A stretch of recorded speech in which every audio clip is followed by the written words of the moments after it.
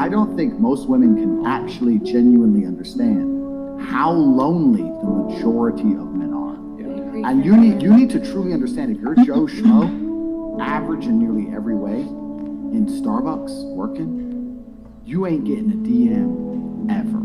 You girls will never be lonely. As much as you might be unhappy with the possible suitors, you can at least fuck about and flirt if you feel sad. There are men out here in the world who have genuine loneliness. And I can prove this statistically. Why do you think it's all the men killing themselves compared to the women? Financial reasons. Wow. Okay, he took it very dark. He brought it very fucking dark there. Of why men are killing themselves. I actually disagree. I think men kill themselves for mental health reasons. Yeah, majority. but it's usually related to, like, statistically, it's usually related to financial issues that lead to mental health Thank issues. you, man. I'm not Appreciate saying it. men aren't lonely. Yeah. I'm sure there's a lot of lonely men out there, and they have very serious mental health issues that they don't feel like they could talk about because they're told to be tough and to brush it off. So definitely. But he's saying that majority of men kill themselves because they're lonely, when statistically that's not right. That's the only thing I'm saying. Okay. You had a friend or... Well, no, I just think based off of, like, not only firsthand, but, like, majority of people I talk to, like, men do go through loneliness. And I do agree that it is a lot easier, like we were talking about before, like, women, it's a lot easier for, like, you to find a date, you to flirt, than guys necessarily to, like, they're not obviously, like, and it's not our fault that we're not the ones, like, oh, like, yeah, the men are DMing us, but, like, realistically, like, girls are gonna get more DMs than guys, so I can definitely see, like, his point of view. Like, I'm not saying, like, oh my gosh, I'm an Andrew Tate stan by any way or shape or form, but I'm saying it is valid. Like, men do have a lot of mental health issues. They are very, like, I can see that how, like, lonely is, like, being lonely is, like, a problem for them, and I do think that part of the reason men kill themselves is partially because they are lonely. I can see that. I'm that's exactly, yes. Okay. I'm never saying that men don't kill themselves because they're lonely. Yeah, no, he said, yeah. why do you think the majority? So I was just pointing out the word majority. Yeah. But yeah, it definitely is there's a lot of men who are lonely. Sorry. And I see that as a problem, but that's why they have to just stress less on, I know a friendship cannot always fulfill the shoes of a like a true partner companionship. But yeah, he has a point, but that's just a video of him saying that. What's his advice after? What is his call to action? How does he help them resolve that problem instead of just pointing out to more men that they're lonely? Like, all he's doing is acknowledging I think it also raises a little bit of awareness for women, because I think a lot, until I'm not saying that, I think that Andrew Tate's diagnoses 85% of the time are pretty damn accurate. I don't agree with his prescriptions 80% of the time. I think majority of the time it's super conflated to his lifestyle of, fuck bitches, it's a very,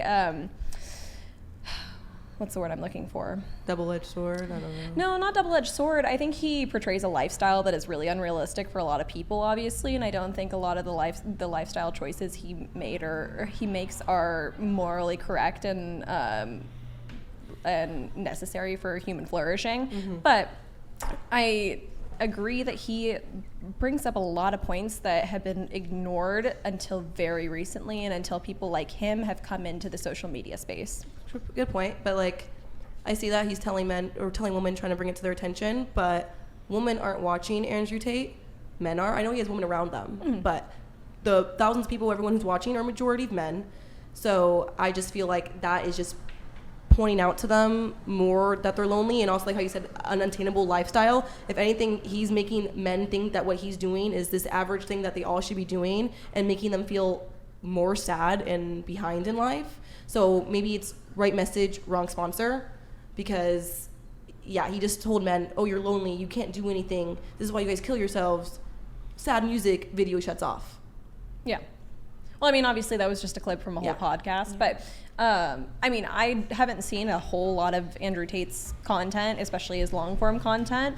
The only things that I've really seen him in terms of like a call to action and a prescription to like advice for men on a broad level is essentially like, get a job, do something that's going to be productive to society, and get into the gym. Make yourself essentially more attractive to women, because if we get down to the base level of it, I know we talked about feminism a lot, and I'm not going to get into it too much, but feminism has essentially, especially in recent waves, has told women that you don't need men, and men are being overlooked a lot of the times because of that now. So they don't feel valued. They don't feel that they need to put any effort into their appearance, their lifestyle, their jobs, because they're not going to get anything out of it in their eyes, obviously. But I think raising awareness for this helps them like see that there is going to be hope, that they should put effort into their lifestyle, into how they present themselves, into the things that they work for, and become productive members of society, because it is going to increase their value on a whole. I agree with what Andrew Tate said about like girls can flirt and fuck more easily, but I don't think that's the cure to loneliness. So I think anyone who lacks genuine connection feels lonely, and as we talked about, men are pursuing sex which isn't extremely like meaningful. So when they're not pursuing the meaningful type of intimacy, then maybe that could play a role into why men are more lonely. Well, I think the point that he was kind of trying to make, and one of the reasons I wanted to pull it up, because I mean, it's basically, we already had the conversation about, well, who's it harder to get laid? And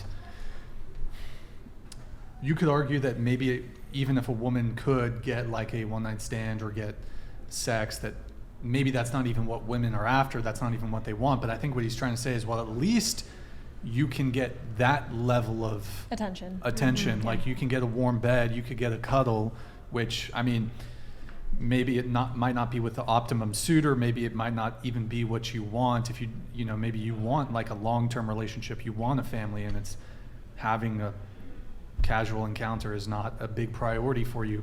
But you basically, what you have though is men out there who who can't even get that, and they're touch starved. They can't even get, like, I don't know if you've heard this term, like being touch starved, but like they haven't fucking hugged anybody in like forever. And a woman, if you want to cuddle, you don't even have to fuck a guy.